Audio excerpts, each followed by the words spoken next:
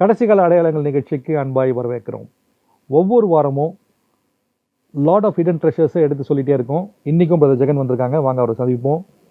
Let's ask him a few questions on the end time prophecies. Brother Jagan, welcome to the program. ஒவ்வொரு வாரமும் நம்ம இது ஏன் ட்ரெஷர்ன்னு சொல்கிறோன்னா, அந்த ட்ரெஷரை எல்லாரும் தேட மாட்டாங்க. தேடுறவங்களுக்கு இது ட்ரெஷர், தேடாதவங்களுக்கு இது ஒரு நார்மல் சுச்சுவேஷனாக இருக்குது. அந்த ட்ரெஷர்ன்றதை நீங்கள் நிறைய இடத்துல நான் கேட்டிருக்கேன், நீங்களும் சொல்கிறீங்க ட்ரெஷர்ன்னு நம்மளும் பேசுகிறோம். அந்த பார்வையே எப்படி நீங்கள் எடுத்துக்கிறீங்க? இது இந்த பைபிள் வந்து ஒரு வித்தியாசமான புஸ்தகம். எப்படி அப்படின்னு கேட்டிங்கன்னா, எந்த நிலையில் இருக்கிறவங்க படித்தாலும் புரியும். எந்த நிலையில் இருக்கிறவங்களுக்கு, எந்த நிலையில் இருக்கும், ஒரு ஒரு படிப்பறிவு இல்லை, இப்போ தான் அவங்க எழுத்துக்கூட்டி படிக்கிறாங்கனாலும் அவங்களுக்கும் இது பேசும். இப்போ நீங்கள் நாசாவில் சயின்டிஸ்டாக இருக்கிறாரு, ஒரு டாப் மோஸ்ட் போஸ்ட்டில் இருக்கிறாருனாலும் அவருக்கும் இது பேசும். அவருக்கும் அவர் அளவில் இது பேசும். டெக்னாலஜி பேசும், இன்வென்ஷன்ஸ் பேசும், நிறைய பேசும். ஒன்றுமே இல்லாமல் சாதாரணமாக இருக்கிறவங்களுக்கு அவங்களுக்கு தேவையும் பேசும். இந்த 700 கோடி மக்கள் 700 கோடி ஆங்கிளில் படித்தாலும் இது பேசும். அந்த அளவுக்கு அந்த அதை தான் நம்ம ட்ரெஷருங்கிறோம். அவங்கவுங்க அளவில் எவ்வளோ வேணாலும் எடுத்துக்கலாம். அதாவது ஒரு நார்மல் போட் இருக்கிறவங்க எவ்வளோ தூரம் போய் மீன் பிடிக்க முடியுமோ பிடிக்கலாம். ஒரு பெரிய மோட்டார் போட் இருக்கிறவங்க எவ்வளோ தூரம் போய் எடுக்க முடியுமோ எடுக்கலாம். அவ்வளோத்துக்கும் இது உள்ளே இருக்குது. அவ்வளோ விஷயம் இருக்குது, அவ்வளோ விஷயங்கள் இது உள்ள புதஞ்சிருக்குது. இது பாருங்க, ஒரு புஸ்தகம் லைவாக அப்டேட்டடாக மோர் தென் 2000 இயர்ஸ் இருக்குன்னா உலகத்தில் அப்படி ஒரு புக்கு இது வரைக்கும் இல்லை. இது ஒரே புக் மட்டும்தான். அதுவும் current trend topic, current trend. இது தன்னைத்தானே அப்டேட் பண்ணிக்குது பாருங்க. Auto update. ஆமாம், இன்றைக்கும் ஜனங்கள் படிக்கிற, ரெகுலராக படிக்கிற புக், டெய்லி படிக்கிற புக்குன்னு ஒன்று எடுத்துக்கிட்டிங்கன்னா இதை தவிர வேறு புக்கு கிடையவே கிடையாது. கரெக்டாக சொன்னீங்க ஜெகன். நம்ம லாஸ்ட் ஃபியூ எபிசோட்ஸாக நம்ம இஸ்ரேல்ன்ற ஒரு பகுதியை நம்ம டிஸ்கஸ் பண்ணி அந்த கண்ட்ரி எப்படி ஃபார்ம் ஆச்சு பற்றி பேசணும். இன்ஃபேக்ட் அந்த கண்ட்ரி வந்து எந்த அளவுக்கு ப்ராஃபிட்டிக்காக எத்தனையோ ஹண்ட்ரட்ஸ் ஆஃப் இயர்ஸ் முன்னாடி எழுதின இந்த புக்கில் தௌசண்ட்ஸ் ஆஃப் இயர்ஸ் இன்ஃபேக்ட் அவ்வளோ அழகாக இன்றைக்கி எப்படி அமையோன்ற அளவுக்குலாம் நம்ம எக்ஸ்பிளைன் பண்ணோம். இன்றைக்கி நம்ம இந்த நிகழ்ச்சியில் ஒரு முக்கியமான ஒரு கட்டத்தில் வந்திருக்கோம். அதே இஸ்ரேலுன்ற ஒரு டாப்பிக்கில் the God of Abraham, Isaac, Jacob அப்படின்னு நம்ம பொதுவாக சொல்லுவோம். 3 பேருமே ஒரு பெரிய சகப்தம் படிக்கிறாங்க. அதுவும் எஸ்பெஷலி ஏப்ரஹாம், ஐசக் ஒரு ரொம்ப டிஃப்ரெண்ட் கேரக்டர்ஸாக இருக்காங்க. ஆனால் ஜேக்கப்புக்கு ஒரு தனி யூனிக்னஸ் இருக்குது. எஸ்பெஷலி ஜேக்கப்புக்கும் எண்ட் டைம் ப்ராஃபஸிஸ்க்கும் ஒரு கனெக்ஷன் இருக்குது. ஆனால் நம்ம ஜேக்கப்பை ஒரு ஒரு ஆங்கிள் தான் பார்க்குறோம். ஆனால் அந்த ஜேக்கப்புக்கும் எண்ட் டைம் கனெக்ஷனுக்கும் என்ன மேஜர் தொடர்பு இருக்குது? இந்த ட்ரெஷரை நம்ம எப்படி நீங்கள் இந்த ஜேக்கப்ன்ற வேர்டையும் எண்ட் டைம் ப்ராஃபிட்டிக்ன்ற வேர்டையும் எப்படி நீங்கள் பார்க்குறீங்க? இல்லை எப்படி நம்ம டீகோட் பண்ணலாம்? இப்போது நீங்கள் கேட்ட வேர்டை வந்து ஒரு ஃபஸ்ட்டு வசனத்தில் சொல்லிடுவோம். ஜெனசிஸ் 49:1 நீங்கள் பார்த்தீங்கன்னு சொன்னால், ஜேக்கப் கூப்பிடும்போது என்ன சொல்லி கூப்பிட்றாரு? யாக்கோபு தன் குமாரரை அழைத்து, நீங்கள் கூடி வாருங்கள், கடைசி நாட்களில் உங்களுக்கு நேரிடும் காரியங்களை நான் அறிவிப்பேன். என் டைமில் என்ன நடக்குங்கிறத நான் உங்களுக்கு சொல்கிறேன்னு தான் சொல்கிறார். அவர் ஒரு ப்ராஃபிட் ஸ்தானத்தில் நின்று பேசுகிற மாதிரி இருக்குது. ஆமாம், ப்ராஃபஸி தான் இது, முழுக்க ப்ராஃபஸி தான். ஒரு ப்ராஃபிட் தான் அந்த இடத்துல. ஸோ பக்காவாக அவர் சொல்கிறார். இப்போ நீங்கள் ஃபஸ்ட்டு ஒரு டைம் லைன் யூஸ் பண்ணீங்க. அதாவது ஆபிரகாம், ஐசக், ஜேக்கப் இல்லையா? இந்த 3 பேருமே ஒரு மேப். இவங்க 3 பேரும், இந்த 3 பேரை நீங்கள் முதல்ல புரிஞ்சுக்கிட்டால் மட்டும்தான் இது உள்ளே இருக்கக்கூடிய ஸ்பிரிச்சுவல் தாட்ஸை புரிஞ்சிக்க முடியும். இல்லைன்னா அந்த 3 பேரோட ஹிஸ்ட்ரியை மட்டும்தான் நீங்கள் படிப்பீங்க. புரியுது. இன்னும் சொல்லப்போனால் இந்த 49 புரியணும்னு சொன்னால் கொஞ்சம் நமக்கு ஜேக்கப் யார், அவர் அஸ்திவாரமும் புரியணும், அதுவும் புரியணும். அங்கேருந்தா இது புரியும். இது வந்து நம்ம எண்டில் நிற்கிறோம், ஜேக்கப்புடைய எண்டில் இருக்கோம், வந்துட்டோம். இன்னும் நீங்கள் சொல்ல போனால் இப்படி சொல்லலாம், 49க்கு முன்னாடி 49க்கு பின்னாடி அப்படி சொல்லலாம். அவ்வளோ விஷயம் இருக்குது. 49க்கு முன்னாடி ஜேக்கப்போட வாழ்க்கையும் 49க்கு அப்புறம் ஜேக்கப்புடைய வாழ்க்கையும் என்டையர்லி டிஃபரெண்ட். அப்போ நம்ம ஃப்ரண்ட்டில் போகலாமே. ஆமாம், முன்னாடி என்ன இருக்குது அங்கேருந்து ஆரம்பிச்சிருவோம். அங்கே ஆரம்பிக்கணும்னா நம்ம ஒரு சுவாரஸ்யமான விஷயத்துலேருந்து ஆரம்பிக்கலாம். அதாவது ஆபிரகாம், ஐசக், ஜேக்கப் இந்த 3 சொல்கிறோம்ல. ஆபிரகாமுக்கு காலத்தில் இஸ்ரேலைட்னு ஒன்று கிடையாது, இஸ்ரேல் மக்கள் கிடையாது. இஸ்ரேல்ன்ற ஒரு நேஷனே இல்லை. ஜூஸ்னு ஒரு இனமே இல்லை. ஆபிரகாம் யாருன்னு கேட்டிங்கன்னா ஒரு பாபிலோனியன். அங்கே இருந்ததான ஒரு ஹீப்ரு. பாபிலோனில் இருந்து ஒரு ஹீப்ரு. அவர் வந்து நீங்கள் வாசித்தீங்கன்னு சொன்னால் அப்போஸ்தலர் நடபடிகள் 7ஆம் அதிகாரம் 2-3 வசனத்தில் அவர் மெசொப்பொத்தேமியா தேசத்தில் இருந்தாருன்னு இருக்கு. மெசொப்பொத்தேமியானா 2 நதிகளுக்கு உட்பட்ட இடம். யூப்ரட்டிஸ், டைக்ரிஸ்க்கு நடுவில் ஈராக்கில் தான் இவர் இருந்தார். ஸோ இவர் ஈராக்லேருந்து புறப்பட்டு வந்தாருங்கிறதுக்கு என்ன அடையாளம்னு கேட்டிங்கன்னா, ஜெனசிஸ் 11:31 வசனம் சொல்லுது, கல்தேயர் பட்டணத்துல ஊர் என்கிற கல்தேயர் பட்டணத்துல இருந்து அவர் வந்தார் அப்படின்னு ரெக்கார்ட் ஆயிருக்கு. ஆமா. இப்போ கூட ஊர் வந்து ரொம்ப ஃபேமஸா போயிட்டு இருக்குது, எல்லா இடத்துலயும் நம்ம பேப்பர்லாம் பார்த்துட்டு இருக்கிறோம் பத்தி. ஸோ இந்த ஊருங்கிறது வந்தார். இந்த ஊர் கூட இன்னொரு இன்ட்ரெஸ்டிங்கா இருக்கு, ஜனங்களுக்கு சொன்னா ரொம்ப பிடிக்கும்னு நான் நினைக்கிறேன். ஏன்னா இந்த ஊருங்கிற வேர்டு இருக்கு இல்லையா, இது பர்டிகுலரா தமிழ் வேர்டு. ஓஹோ, தமிழ் கனெக்ஷன் இருக்கு. தமிழ் வேர்டு, தமிழ்ல மட்டும்தான் இந்த ஊருங்கிற வார்த்தையே இருக்கும், வேற எங்கேயுமே இருக்காது. சிற்றூர், பேரூர், போரூர், இந்த ஊருங்கிற வார்த்தை வேற எந்த லாங்குவேஜ்லையும் கிடையாது. இதுதான் இன்னைக்கு வரைக்கும் நமக்கு வந்து ஒரு மிகப்பெரியதான தமிழ் மொழிக்கும் பைபிளுக்கும் உள்ளதான கனெக்ஷன் சொல்லுவாங்க. பட் நம்ம அதில் போக வேண்டாம், வேற இதில் போவோம். ஸோ அப்போ இந்த ஊருங்கிற அந்த கல்தேயர் பட்டணம், இந்த பாபிலோனுக்கு கல்தேயர் பட்டணம்னு ஒரு பேர் உண்டு, சினையார் தேசம்னு ஒரு பேர் உண்டு, பாபேல்னு ஒரு பேர் உண்டு, பைபிளோட நிறைய பேர் இருக்கு. ஸோ அங்கேருந்து ஆபிரகாம் வர்றார். ஸோ ஆபிரகாமை பொறுத்த வரைக்கும் இஸ்ரவேல் தேவ ஜனங்கள்னா ஆபிரகாமும் புறஜாதியார் கணக்கு தான். Outside of Israel. இப்போ ஐசாக் வந்து இஸ்ரேலுக்கு வந்த ஒரு புறஜாதி, அதாவது ஆபிரகாமுடைய பையன், மத்தியஸ்தர். அவர் மத்தியஸ்தர். இன்னும் சொல்ல போனா ஒரு அவுட் சைட்ல இருக்கிறவருக்கு ஒரு ப்ராமிஸ் கொடுத்து உள்ள கொண்டு வராரு. அது ஒரு ஆச்சரியமா இருக்கு, கடவுளோட பிளான். ஆமா, இங்க வந்துதான் ஐசாக் பிறக்கிறாரு. ஐசாக்கு பிறக்கிற ஆள் யாருன்னா இஸ்ரேல். இப்ப நம்ம கணக்குல சொன்னா ப்ராமிஸ் லேண்ட், ஒரு ஜென்டைல், ஒரு ப்ராமிஸ் லேண்ட், நடுவில் ஐசக். நான் சொல்றது புரியுதா? அப்போ இயேசு கிறிஸ்து புறஜாதியாருக்கும் தேவ ஜனங்களுக்கும் மத்தியஸ்தராக இருக்கிறார். இவ்வளவு ஸ்பிரிச்சுவல் மீனிங் இந்த மேப்ல தான் டோட்டல் பைபிளுமே இருக்கு. இதை நம்ம அண்டர்ஸ்டாண்ட் பண்ண தொடங்கிட்டோம்னாலே ஜாக்கபை நம்ம ரொம்ப முக்கியமா பார்ப்போம். ஜாக்கபும் இஸ்ரேலுங்கிற நேஷனும் ஒண்ணு. அவங்க அந்த இஸ்ரேலுங்கிற நேஷனுடைய ஒரு உருவம் அவன் தான். இவன் தான் அப்படியே எக்ஸ்பேண்ட் ஆகி இஸ்ரேலுங்கிற நேஷன் இன்னைக்கு இருக்கு. சரி, இப்படி கேட்கட்டுமா கேள்வி? இது நீங்க சொல்லும் போது ஃபர்ஸ்ட் இஸ்ரேல்ன்ற பேர் எங்க ஃபர்ஸ்ட் ஸ்டார்ட் ஆகுது? ஏன்னா நம்ம வந்து இந்த இஸ்ரேல் பேர் வந்து ரொம்ப காமனா பேசுறோம். ஆனா பைபிள் பார்வையில ஃபர்ஸ்ட் எங்க, வேர் டஸ் இட் கம், இந்த இஸ்ரேல்ன்ற பேர்? இப்போ இஸ்ரேலுங்கிற பேர் முதல்ல எங்க வருது அப்படின்னு சொல்லி நீங்க பாத்தீங்கன்னா ஜெனசிஸ் 32:28 ஆதியாகமம் 32:28 வருது. இங்கே தான் ஃபர்ஸ்ட் நம்ம அந்த நேம் அவர் யூஸ் பண்றாரு, இஸ்ரேலுங்கிற பேர். அந்த வசனத்தை படிச்சிருவோமே. அந்த வசனம் தமிழ் எப்படி போட்டிருக்கு? அப்பொழுது அவர், உன் பேர் இனி யாக்கோபு எனப்படாமல் இஸ்ரவேல் எனப்படும், தேவனோடும் மனிதனோடும் போராடி மேற்கொண்டாயே என்றார். போராடி அப்படின்னு இருக்கு, ரொம்ப இன்ட்ரெஸ்டிங்கா இருக்கு அந்த மீனிங். இந்த போராட்டமும் இன்னும் ரொம்ப வித்தியாசமான ஒரு போராட்டம் தான் அது. சரி, அதே பேர் என்ன சொல்லுவாங்கன்னா, ரெண்டு விஷயம் நான் சொல்றேன். இந்த இடத்துல பார்த்தீங்கன்னா இங்கிலீஷ்ல ரிசல்னு இருக்கும்னு நினைக்கிறேன். இங்க வந்து பைபிள் என்ன சொல்லுதுன்னா, he said your name shall no longer be Jacob but Israel, for you are striven with God and with men and have prevailed அப்படின்னு போட்டிருக்கு. அப்படி சில இடத்துல ரிசல் அப்படின்னு போட்டிருக்கோம். ஆமா, அப்போ என்ன அப்படின்னு, ஆமா அதோட அர்த்தம் அதான் இல்லையா. சிலர் என்ன சொல்லுவாங்கன்னா, கர்த்தர் கூட அவன் சண்டை போட்டான் அப்படிங்கிற மாதிரி ஒரு தாட் இருக்கு. ஆக்சுவலா இதுக்கான விளக்கம் எங்க இருக்கு அப்படின்னு கேட்டீங்கன்னு சொன்னா, ஓசியா 12:3 இல்ல, அதையும் படிச்சிருவோமே. அவன் தாயின் கர்ப்பத்திலே தன் சகோதரனோட குதிங்காலை பிடித்தான், தன் பலத்தினாலே தேவனோடு போராடினான், அவன் தூதனானவரோடு போராடி மேற்கொண்டான், அழுது அவரை நோக்கி கெஞ்சினான் அப்படின்னு. he wept and sought his favor ன்னு போட்டிருக்கு இங்கிலீஷ்ல. இந்த போராட்டம் எப்படிப்பட்ட போராட்டம்ங்கிறதுக்கு அடையாளம் அது. அதுவும் இங்க ஹோசியா எக்ஸ்பிளைன் பண்றாரு, ஜெனசிஸ்ல நடந்த மேட்டர் இங்க எக்ஸ்பிளைன் பண்ணுவாரு. ரொம்ப எப்படி இருக்கு பாருங்க, கோரிலேஷன். இதே மாதிரி நிறைய விஷயங்கள் இருக்கும். இங்க நடந்த விஷயங்கள் அங்க எக்ஸ்பிளைன் பண்ணுவாங்க. ஏனோக்கு சொன்னதை யூதா புஸ்தகம் சொல்லும். 1000 வருஷம் தேவன் பூமி நியாயத்திற்கு வருகிறாருன்னு ஏனோக்கு சொன்னாருன்னு யூதா சொல்லும். அப்போ இந்த மாதிரி இதுதான் பைபிளுடைய மேஜிக் அப்படின்னு சொன்னா, பைபிளுடைய வெரி ஸ்பிரிச்சுவல் திங்ஸ் நம்ம சொல்லலாம். ஸோ அப்போ இந்த இடத்துல தேவனோடு போராடி மேற்கொண்டான் அப்படின்னா அழுது கெஞ்சி போராடி இருக்கான். நீ என்னை விடு நேரமாச்சுங்கிறார் அவரு. அதோட அர்த்தம் என்னன்னா, காலை பிடிச்சிக்கிட்டான், காலை பிடிச்சிட்டு அழுதுருக்கான், நீங்க நான் ஆசீர்வாதத்தோட விட மாட்டேன். நான் எப்பவும் சொல்லுவேன், கர்த்தருக்கு நேராக நெஞ்சை நிமிர்த்தினவன் வாழ்க்கையில் வாழ்ந்ததே கிடையாது, காலை பிடிச்சவன் தோத்ததே கிடையாது. இந்த பைபிளை பொறுத்த வரைக்கும் பெருமை உள்ளவனுக்கு கர்த்தர் எதிர்த்து நிற்கிறார், தாழ்மை உள்ளவனுக்கு கிருபை அளிக்கிறார்.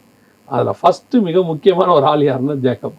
பிகினிங்லேயே அவனுக்கு தெரியும் இவரை எங்க பிடிச்சா இவர்கிட்ட வாங்கலாம். ஆனா இந்த இந்த கேரக்டருக்கு ஒரு பெரிய இஸ்ரவேல்ன்றது ஏப்ரஹாம்கிட்ட ப்ராமிஸ் பண்றாரு. ஆனா இங்க ஜேக்கப்புக்கு ஒரு ஒரு யூனிக், ஒரு ஸ்பெஷல் ஃபேவர் கொடுக்குற மாதிரி ஒரு மீனிங் வருது. அது நினைக்கிறது கரெக்டா? ஆமா, இந்த ஜேக்கப்புடைய அந்த பேர் வந்து ஜாக்கபுங்கிற பேர், அந்த யாக்கோபுங்கிற பேர் இருக்கு இல்லையா, அது வந்து குதிங்காலை பிடித்தவன் அர்த்தம். குதிங்காலை யார் ஆக்சுவலாக பிடிப்பா? இவன் வந்து தாயின் கருவில் உருவாகும் போது பெருதான். அதுவே ஒரு பயங்கர இன்ட்ரெஸ்டிங்கான ஒரு விஷயம் தெரியுங்களா? அதாவது ரெபேக்காரோட வயிற்றுல இவங்க 2 பேர் இருக்கிறாங்க, வயிற்றுல முட்டி கொள்றாங்க. இவங்களை பற்றி சொல்லும்போது 2 பெரிய ஜாதிகளாகும் எல்லாம் ஆண்டவர் சொல்லிட்டாரு அழகா. ஆனால் பிறக்கும் போது பார்த்தீங்கன்னு சொன்னால் ஃபர்ஸ்ட் பிறந்தது ஏசா. நம்ம ஊரில் வந்து முதல்ல பிறக்கிறது தான், பூமிக்குள்ள முதல்ல வரதை தான் நம்ம என்ன சொல்லுவோம் அப்படிங்கிற மூத்த சகோதரன் சொல்லுவோம். 2வது வரதை இளையவன் சொல்லுவோம். ஆனால் ட்வின்ஸில் 2வது வரது தான் ஃபர்ஸ்ட் ஃபார்ம் ஆனது. நீங்கள் மெடிக்கலி போய் எங்கே கேட்டிங்கனாலும் இந்த 2வது குழந்தை எது பிறகுதோ வெளியே வருதோ அதான் ஃபர்ஸ்ட் ஃபார்ம் ஆனது. அதுதான் லேட்டாக வெளியே வருது. யார்? ஜேக்கப் லேட்டாக வெளியே வரான், குதிங்காலை பிடித்து கொண்டு வந்தான். இந்த 2த்துக்கு பின்னாடி எவ்வளோ பெரிய ஸ்பிரிச்சுவல் விஷயம் இருக்குது தெரியுமா? ஜேக்கப்ங்கிறது இஸ்ரேல்னு நம்ம சொல்கிறோம், ப்ராமிஸ் லேண்டு, அதாவது தேவ ஜனங்கள். ஏசாங்கிறது புறஜாதி, ஜென்டைல். அவன் தேவனை விட்டு போயிட்டான், தூரம் போயிட்டான். இப்போது ஃபஸ்ட்டு பூமிக்குள்ளே வந்தது ஜென்டைல்ஸ் தான், பின்னாடி தான் இஸ்ரேல் வருது. எப்போது? ஜேக்கப் வரப்போ தான் வராங்க. ஆனால் இந்த பிளஸ்ஸிங் பார்த்தீங்கன்னு சொன்னால் ஜேக்கப்புக்கு தான் கிடைக்குது, இஸ்ரேலுக்கு தான் கிடைக்குது, பின்னாடி வந்தவங்களுக்கு தான் கிடைக்குது. அவன் தான் முன்னாடி ஃபார்ம் ஆனவன். அப்போ இஸ்ரேலுடைய பிளஸ்ஸிங் முன்னாடியே ஃபார்ம் ஆயிடுச்சு, கர்த்தர் வச்சிருக்கிறாரு. அதுக்கப்புறம் தான் அது அவங்ககிட்ட வந்து ரீச் ஆகுது. இப்போ இந்த இஸ்ரேலுங்கிற பேர் என்ன அப்படின்னு கேட்டிங்கன்னு சொன்னால் தேவனோடு கூட போடி மேற்கொண்ட ஜனம் அப்படின்னு அர்த்தம். இப்போ இந்த இஸ்ரேல் அப்படின்னு சொல்லக்கூடிய ஜேக்கப், இவனுடைய வாழ்க்கையை மட்டும் நீங்கள் எடுத்துக்கிட்டிங்கன்னா இப்போ நமக்கு என்ன தோணும்? இப்போ 49ஆம் அதிகாரத்தில் பார்க்கும்போது பயங்கரமான ப்ராபசி சொல்கிறாரு, எல்லாம் நம்ம சொல்கிறோம் இல்லையா, தேவனோட போராடு. ஆனால் அவனோட லைஃப் பார்த்தீங்கன்னா நம்மளுடைய சாதாரண ஒரு லைஃப். ஆமாம், ஸ்ட்ரகிள், பயங்கரமான struggle, life and death struggle. எனக்கு எப்போவுமே நான் ஜேக்கப்பை பார்க்குற போது என்ன ஒரு விஷயம் தோணுன்னா, அவன் வாழ்நாள் தான் பயந்து ஓடிக்கிட்டே இருப்பான். ஆமாம், யாருக்காவது பயப்படுறாரு, யாருக்காவது பயந்துக்கிட்டே இருப்பான் அவன் லைஃப் ஃபுல்லாக. ஃபஸ்ட்டு அவங்க அண்ணனுக்கு பயந்து அங்கே போவான், அப்புறம் லாபானுக்கு பயப்படுவான், லாபானுக்கு பயந்து மனைவி பிள்ளையோடு தூக்கிட்டு இங்கே வருவான், திருப்பி ஏசாவுக்கு பயப்படுவான். ஏசாவுக்கு பயந்து வரும்போது ஒரு ஊரில் தங்கி இருக்கும்போது ஒரு பையனை வந்து சிமியோனும் லேவியும் கொலை பண்ணிடுவாங்க, திருப்பி அவங்களுக்கு பயப்படுவான். இப்படி பயந்து பயந்து பயந்து பயந்து அதான் டோட்டலாகவே லைஃபே பயந்து.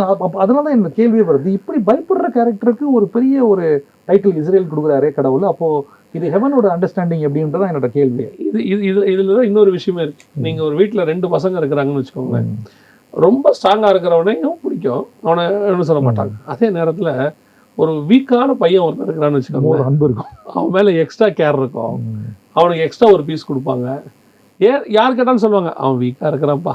ஆமாம், அந்த வீக்னஸ் தான், அந்த சாஃப்ட், அந்த வீக்னஸ் தான் அவனுக்கு இருக்க ப்ளஸ் பாயிண்ட்.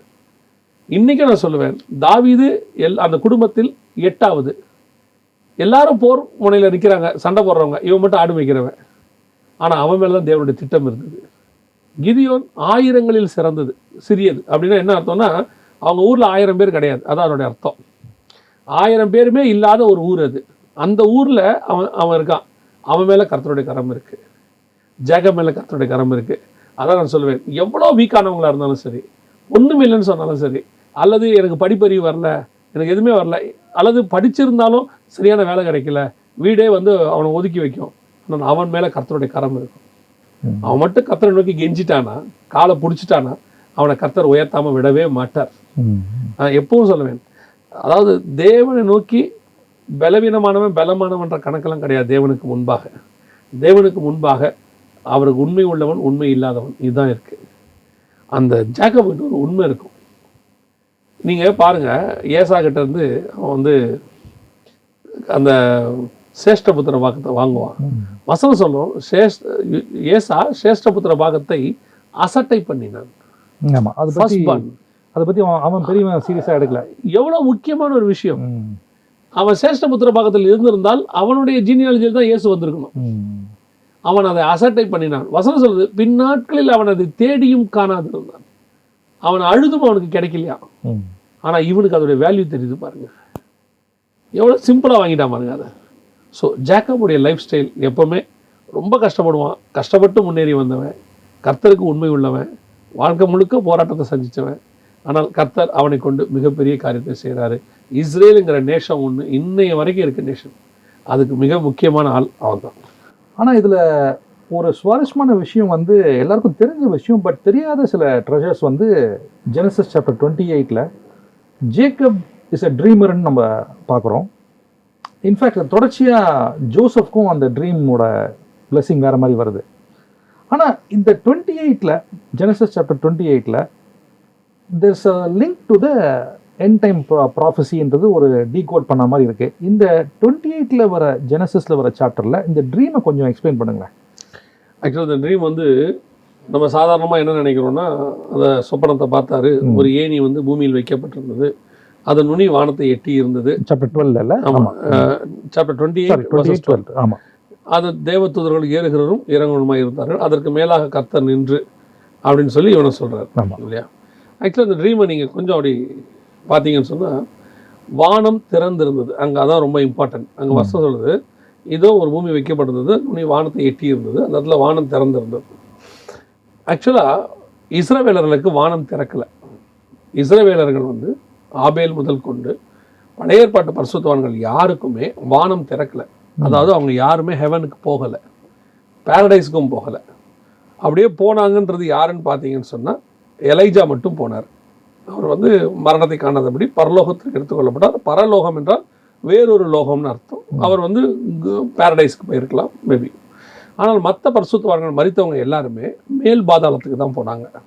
அந்த அபேஸ்ன்னு சொல்லுவாங்க, பாட்டம்லெஸ் பிட்னு சொல்லுவாங்க. அதில் மேல் பாதாளம் பரிசுத்தவான்கள் இலை பார்க்கிற இடம். அங்கே தான் ஆபிரகாம் இருந்தார், லாசரை மடியில் விட்டாங்க. இந்த சம்பவம் ஜேக்கபுக்கு மட்டும் வானம் திறந்திருக்கிறது தெரியுது. ஒரு டிஃப்ரெண்ட்டான ஒரு விஷன் கிடைக்குது அவருக்கு. ஒரு ஏணி அங்கே வைக்கப்பட்டிருக்கிறது.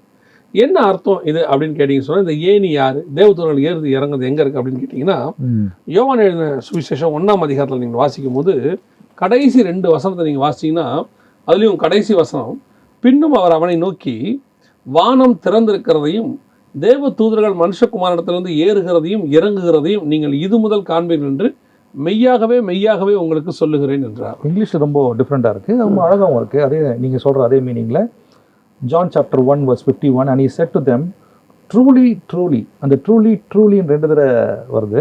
I say to you, you will see the heavens opened and the angels of God ascending and descending on the Son of Man.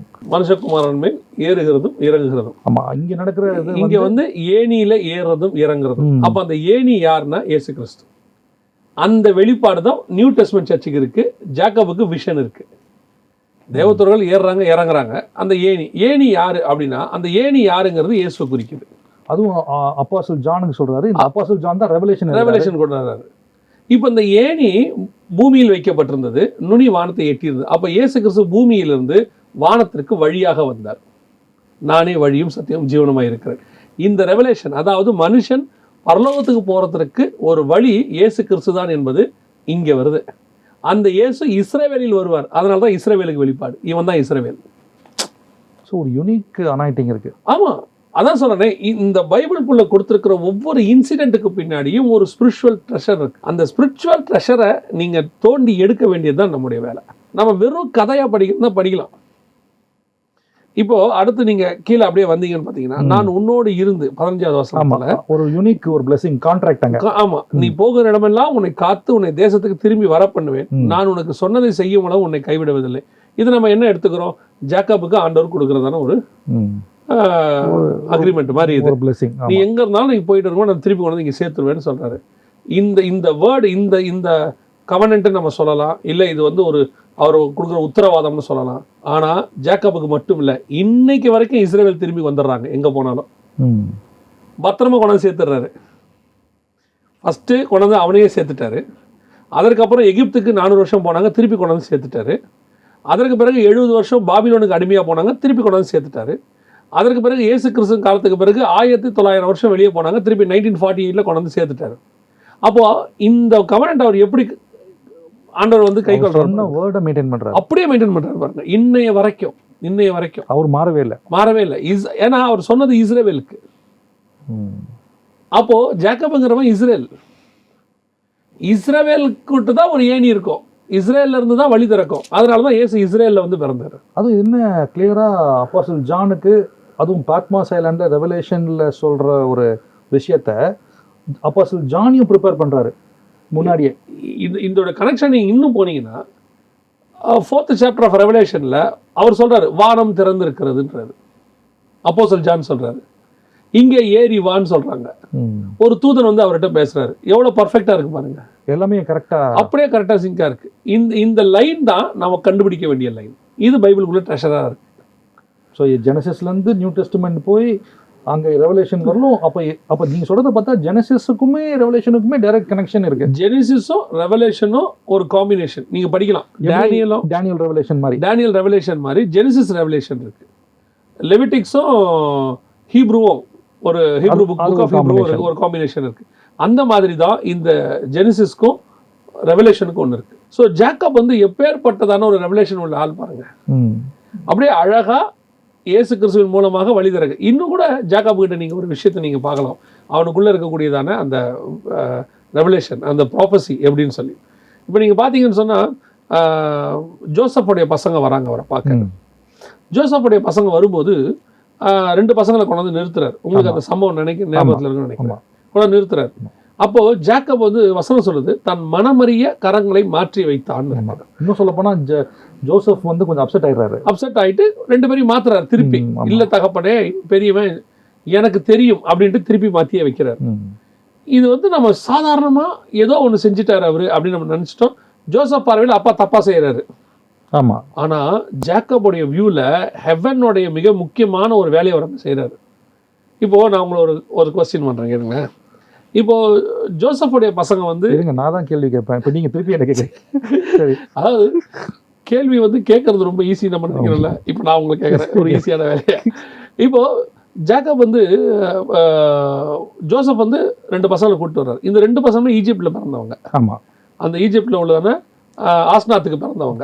அந்த ஆஸ்நாத் யாருன்னு கேட்டீங்கன்னு சொன்னா ஒரு பிரீஸ்டோட ஈஜிப்ட் பிரீஸ்ட். ஆமா. அவங்களுடைய டாட்டர், அவங்களுடைய பையன் தான். ஆனா இந்த 2 பேர் வந்தோடனே ஜேக்கப் சேர்த்துக்கிறாரு உள்ள. ஆகாரோடைய பையன் தான் இஸ்மவேல். இஸ்மவேல சேர்த்துக்க மாட்டேன்ட்டாங்க, அனுப்ப சொல்லிட்டாங்க. ஏன் இந்த டிஃபரன்ஸ்? ஆமா, அங்கே அப்படி பார்த்தா இதுவும் சேர்த்துருக்கலாமே. இதுவும் ஈஜிப்ட் பொண்ணு தானே, ஆகாரம் ஈஜிப்ட் தானே. இந்த பெண்ணோட பிள்ளையை சேர்க்க மாட்டேன்னு சொன்னவங்க இங்க ஈஜிப்டோட பிள்ளையை இத்தனைக்கும் பிரீஸ்ட். இதாவது இவங்க அப்பா ஆபிரகாம். கரெக்ட். இது இன்னொரு கான்டெக்ஸ்ட்ல பாத்தீங்கன்னு போனா தப்பு. ஆனா உள்ள வந்து சேர்த்துக்கிறாங்க. இது எப்படி நடந்துச்சு? சேர்க்கிறது மட்டும் இல்ல, பிளெஸிங்கும் கொடுக்குறாரு. அந்த 2 பேர்ல ஒருத்தர் வந்து ஹெவன்லி பிளெஸிங்க்கு ரெவலேஷன்ல வந்துடுறாங்க 7th சாப்டர்ல. எப்படி இது நடக்குது அப்படின்னு கேட்டீங்கன்னு சொன்னா, இங்கதான் அந்த ஹெவனோட சீக்ரெட்டை ஜேக்கப் ஓபன் பண்ணுவாரு. ஆபிரகாம் உள்ள வரும்போது புறஜாதியார் ஈஜிப்சியன்ஸ் வேற யாருமே உள்ள வர முடியாது. ஏன் உள்ள வர முடியாதுன்னு சொன்னா, ஜேக்கப் ஆசீர்வதிக்கும் போது எப்படி ஆசீர்வதிக்கிறார் பாருங்க. கரங்களை மாறி வைத்தான். இங்கதான் கிராஸ் வருது, சிலுவை வருது, கிராஸ். இந்த இஸ்ரேல்ல தான் கிராஸ் வரணும். ஏசு இஸ்ரேல்ல வரணும். இஸ்ரேல்ல கிராஸ் வந்த பிறகு புறஜாதியார் உள்ள வரலான்னு அர்த்தம். கிராஸ் வரதுக்கு முன்னாடி புறஜாதியார் உள்ள வர முடியாது. அதாவது புறஜாதியார் கவர்னன்ட் கிடையாது. இப்போ நம்மலாம் உள்ளே வந்ததுக்கு ஒரு ரீசன் என்ன அப்படின்னா ஏசு கிறிஸ்து. அவங்கள ப்ராமிஸ் லேண்டுன்னு சொல்கிறாங்க. இன்றைக்கி ப்ராமிஸ் லேண்டுங்கிறது எல்லாமே ப்ராமிஸ் லேண்ட் தான். நம்ம எல்லாருமே ப்ராமிஸ் லேண்டில் இருக்கோம். அன்றைக்கி அவங்க தேவ ஜனங்கள், இன்றைக்கி நம்ம எல்லாருமே தேவ ஜனங்கள் தான். தேவனுடைய பிள்ளைகள் என்று அழைக்கும் ப்ராமிசஸ் நமக்கு இருக்குது. இந்த ப்ராமிசஸ்குள்ள நம்ம வர்றதுக்கு என்ன காரணம்னா கிராஸ், சிலுவையில் இயேசு தொங்கினது. இதைத்தான் ஜேக்கப் செய்வாருங்க. சிம்பாலிக்கா அவர் என்ன சொல்றாரு? புறஜாதியரை உள்ள கூப்பிட போறேன். யோசேப்பு என்னுடைய பையன், அவன் இஸ்ரேலுக்குள்ள வரணும், இஸ்ரேல் ட்ரைபுக்குள்ள அவன் வரணும், இந்த பிளெஸிங்குள்ள வரணும். இந்த பிளெஸிங்ல சாதாரணமாக பிளஸ் பண்ணா பிளஸ் வராது, கிராஸ் வந்தால் தான் அவங்க உள்ள வர முடியும். இதுதான் ஜேக்கபுக்கு இருந்த விஷன். அப்போ ஜேக்கப் வந்து அந்த அளவுக்கு ஒரு சகாப்தம் படிக்கிறாரு. ஜேக்கபோட வந்து அதாவது வாக்கிங் வித் காட், தேவனோடு கூட நடக்கிற ஒரு மனுஷன். அப்படி இன்னொரு ஆங்கிள் எப்படி கேட்கட்டுமா ஜெகன், நீங்கள் எப்படி எடுத்துக்கிறீங்கன்னு தெரியல. Walking with God doesn't mean that you will not have problems. ஏன்னா இவங்களுக்கு லைஃப் ஃபுல்லாக சேலஞ்சஸ். வாக்கிங் வித் த காடோடு இருக்கும்போது என்ன கேட்டிங்கன்னா கொஞ்சம் ப்ராப்ளம் அதிகமாக இருக்கும். ஒரு ஸ்டெப் அதிகம். ஏன் அப்படின்னு சொன்னால், சராசரி மனுஷனுக்கு இருக்க பிரச்சனையை விட, இப்போ சராசரி மனுஷனுக்கு இருக்கிற கொலை மிரட்டலை விட ஒரு பதவியில் இருக்கிறவருக்கு கொலை மிரட்டல் எப்படி இருக்கும்? ஜாஸ்தியாக இருக்கும். கொஞ்சம் ஜாஸ்தியாக இருக்கும். த்ரெட் கொஞ்சம் ஜாஸ்தியாக இருக்கும். அப்போ அவருக்கு இன்னும் பாதுகாப்பு தேவைப்படுது. அதே மாதிரி தான் நம்ம சராசரி மனுஷனாக இருக்கும்போதை விட தேவ மனுஷனாக மாறி தேவனை நடக்க ஆரம்பிக்கும் போது ஸ்பிரிச்சுவல் வார்ஃபேர் அதிகமாக இருக்கும். நிறைய ஸ்பிரிச்சுவல் போராட்டங்கள் வரும். இல்லைன்னா நார்மல் மனுஷனுக்கு இருக்கிற நார்மல் போராட்டமும் நமக்கு இருக்கும், கூட இந்த ஸ்பிரிச்சுவல் போராட்டமும் இருக்கும். எப்பவுமே என் தந்தை என்கிட்ட சொன்னது வந்து, பைபிள் வந்து ஒரு ஹை டென்ஷன் இது மாட்டி சும்மா போய் விளையாட முடியாது. We have to understand spiritual வாக்கே ஒரு ஹை டென்ஷன் அப்படின்வாங்க. ஒரு போப் அழகாக சொன்னார், எவ்வளோக்கு எவ்வளோ தேவனோட க்ளோஸ் ஆகுறீங்களோ அவ்வளோக்கு எவ்வளோ பிரச்சனையோட க்ளோஸ் ஆகுறீங்கன்னு அர்த்தம் பாரு. ஓஹோ. நான் அதை நெகட்டிவாக எடுக்கல, நான் பாசிட்டிவாக எடுக்கிறேன். என்ன சொல்கிறேன்னா உண்மை. ஏன்னா நான் வந்து உயரம் ஏற ஏற கீழே விழுந்து அடி எனக்கு அதிகமாக தான் படும், ஆமாம், எஃபெக்ட் ஜாஸ்தியாக எஃபெக்டிவ் ஜாஸ்தியாக இருக்கும். ஆனால் என்னை விழாமல் தாக்குறது அவருக்கு கிருபை. அந்த கவரிங்கும் கொடுக்குறாரு, அந்த கவரிங் அவர் கொடுக்குறாரு. கிட்ட வர வர வர அவருக்கும் தெரியும் இல்லையா, என் பையன் மேலே ஏறுறான், எங்கிட்ட நெருங்குறான். அதே நேரத்தில் காட் வந்து சென்சிட்டிவாக மாறுவார். உங்கள் மேலே கேரிங் அதிகமாகிட்டே போகும் ஆண்டவருக்கு. உங்களை பற்றி யாராவது 2 பேர் எங்கேயாவது பேசினா போய் அவங்ககிட்ட அவர் பேசுவார், மோசையை பற்றி நீங்கள் எப்படி பேசலாம். மோசைக்கு அந்த விஷயம் தெரியாது. கரெக்ட். ஏன்னா மோசையை கூட இவர் அவ்வளோ க்ளோஸ் ஆகிட்டார், முகமுகமாக பழக ஆரம்பிச்சிட்டார். இன்னும் சொல்ல போனால் அதனால தான் காட்ஸ் பீப்புள் அகேன்ஸ்டாக நம்ம பேசக்கூடாது, பேசவே கூடாது. இப்போ ஜேக்கப் கிட்ட வரும். இப்போ ஜேக்கப் வந்து அந்த அளவுக்கு தேவனோடு நடக்குதுன்றதா ஒவ்வொரு விஷயத்தையும் அவர் என்ன செய்கிறாருன்னு கேட்டிங்கன்னா ஸ்பிரிச்சுவலாக அப்ரோச் பண்ணுறாரு. Spiritual approach. இவர் திரும்பி வரும்போது நடக்கிற சம்பவங்கள் ஒவ்வொன்றுத்துக்கு பின்னாடி அவர் திருமணத்தை எடுத்துக்கோங்க. திருமணத்தில் அழகாக அவர் வேலை செய்வார். அவர் 2 மனைவிகளை திருமணம் பண்ணுவார். இது 2த்துக்கு பின்னாடியுமே 2 முக்கியமான காரியங்கள் இருக்கு. அதில் ஜேக்கபுக்குன்னு கத்தர் கொடுத்தது லேயால் தான். ஆனால் ஜேக்கப் ஆசைப்பட்டது ரேச்சல். ஆனால் கர்த்தரோட திட்டம் ரேச்சல்கிட்ட இல்லை. அது எப்படி கரெக்டாக சொல்ல முடியாது? சாரால் சாகுறாங்க, ஒரு கல்றை வாங்குறாரு, அதுக்கப்புறம் ஆபிரகாம் அங்கே போகிறாரு. கரெக்ட். அடுத்து ரெபேக்காலும் ஈசாக்கும் அதே கல்றையில் வைக்கப்படுறாங்க கணவன் மனைவியா. நல்லா கவனிச்சிங்கன்னா ஆபிரகாமுக்கு நிறைய மறுமனையாட்டிகள் இருந்தாலும் சாரால் தான் வைக்கப்பட்டாங்க. அடுத்து ஈசாக்குடைய மனைவி ரெபேக்கால் தான் அதே கல்றையில், சேம் கல்றையில் இவங்க 2 பேரும் வைக்கப்பட்டாங்க. அடுத்து ஜேக்கபுக்கும் வைக்கிறாங்க, அதே கல்றையில் தான் லேயால வைக்கிறாங்க, ராகேல வைக்கல. ராகேல் வழியிலே செத்து போகிறாங்க, அந்த வேலை செத்து போகிறாங்க. ராகேல உள்ள வைக்கல. ஸோ அதில் ஒரு ப்ராப்பர்ட்டிக் இது பயங்கரமான விஷயம் இருக்கு. 2 சபை, அது 2 சபை. ஒரு சபை வழியிலேயே அழிந்து போகும், ஒரு சபை பரலோகம் வரைக்கும் வரும். பட் ஜேக்கப் வந்து ரேச்சல தானே ரொம்ப, அது காட்ஸ் வில் கிடையாது, அது ஜேக்கப் வில். இப்போ பாருங்க, ஃபர்ஸ்ட் 7 இயர்ஸ் ஒர்க் பண்றாரு. அவர் யாருக்காக ஒர்க் பண்றாரு? ரேச்சலுக்காக. இவர் ரேச்சலுக்காக. ஆனால் அவர் ஒர்க் பண்ணதை என்ன கணக்கு எடுத்துக்கிட்டாங்க? அது ஒன்று டபுள் லேயாளுக்கு எடுத்துக்கிட்டாங்க கணக்கு. நீ ரேச்சலுக்கு இன்னும் 7 வருஷம் ஒர்க் பண்ணுங்கிறாங்க. ஆனால் லேயாளுக்கு தான் அவர் ஒர்க் பண்ணது. அடுத்து லேயாளுக்கு தான் குழந்தை பிறந்தது. 4 குழந்தை லேயாளுக்கு பிறந்துச்சு. 4 குழந்தையோட ஸ்டாப் ஆயிடுச்சு. அதுக்கப்புறம் யாருக்குமே குழந்தை இல்லை. காடோடைய பிளான் 4 குழந்தை தான். 5வது குழந்தை வேலைக்காரமாக பிறக்குது. அதுவும் ரேச்சல் வந்து கேட்குறாங்க, எனக்கு குழந்தை வேணும்னு சொல்லி. 5வது குழந்தை வேலைக்காரமாக பிறக்குது. அதுக்கப்புறம் வந்ததெல்லாம் மனுஷவில்லை, மனுஷங்க வந்து கேட்டு வாங்கினது. அந்த முதல் 4 தேவன் கொடுத்தது. First Reuben, Simeon, Levi, Judah. நல்ல இதில் எடுத்துக்கோங்க.